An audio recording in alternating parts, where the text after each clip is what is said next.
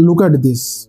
This is how my gardening soil looked after just heavy rainfall. Completely soaked, the water didn't wet the surface. It went deep inside the pot. And trust me, that's not good for most potted plants. When soil stays waterlogged for too long, it can lead to root rot, fungal growth, and yellowing leaves. I had to find out a quick and easy solution. Something I could do with that I had home, or I can bought it easily from the market, which is available for me easily. Then I thought, why not to use polythene? Not to cover the whole plant, just the soil. First, I cut small squares of polythene to cover the top of each pot. Then I gently placed it over the soil. Make sure not to touch the stem or block airflow around the plant. And you can use plastic bags, packing sheets, whatever you have available. The goal is here simple: stop the rain from hitting the soil directly while letting your plants to breathe. And that's it. So now there will be no flooded soil or overflowing pots during the heavy rain. This little cover helps to protect the roots and keep the soil structure intact. So if you love your plants and if you are dealing with monsoon rains, try this simple trick. A small polythene cover can make a big difference. Protect your plants. Don't let the rain wash away all your hard work. So that's it for today's video. See you in the next one. Until then,